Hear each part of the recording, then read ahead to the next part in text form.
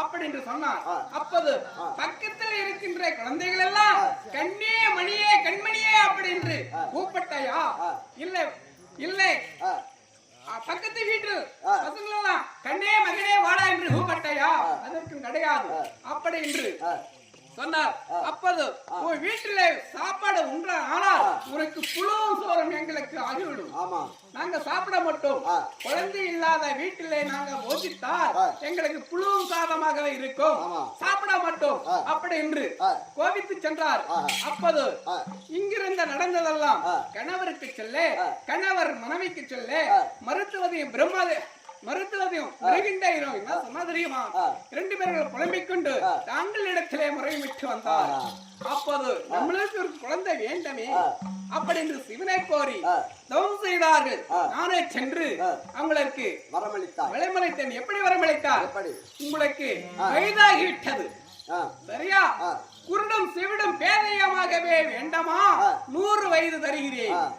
உனக்கு இல்லை என்றால் 4 சாஸ்திரம் 6 புராணம் 32 கலியுகம் அப்படி சகல சாஸ்திரங்கள் எல்லாம் கற்று உள்ளவன் வேண்டுமா? 16 வயது தருகிறேன் என்று நான் கேட்டேன். அப்போது இந்த வயதான காலத்திலே எங்களுக்கு இதற்கு குருடும் சிவிடும் பேதையமாகவே எனக்கு வேண்டாம். நாளைக்கு இருந்தாலும் நல்ல குழந்தையா எனக்கு தருமையா பெருமானே என்று முறைமிட்டார்.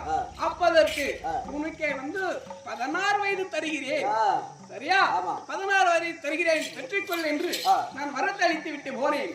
அப்போது பாலன் மார்கண்டேயர் இருந்தார். பிறகின்ற போது தாங்களே இருந்தால் யமன் பிடித்து விடுவான் அப்படி என்று சொல்லி முக்கண்ணன் படைத்த பரமக்கடவுளை நான் தியானித்து வருகிறேன் அப்படி என்று என்றார். தாங்களிடத்தில் வந்தார். அப்போது முக்கண்ணன் படைத்த பரமக்கடவுளை தியானம் செய்து கொண்டு இருக்கின்ற தருணத்திலே அன்னைக்கு இன்னும் 16 முடிந்து விட்டது.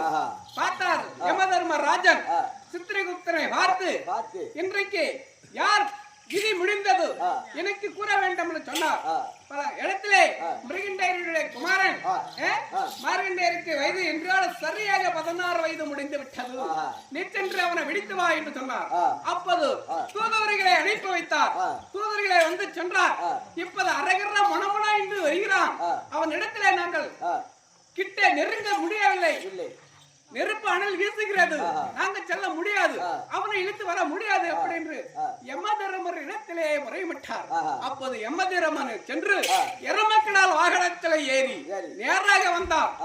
கதாயத்தை பிடித்துக் கொண்டு அப்போது யமனால முடியவில்லை. தாங்களுடைய அரகர சிவசிவ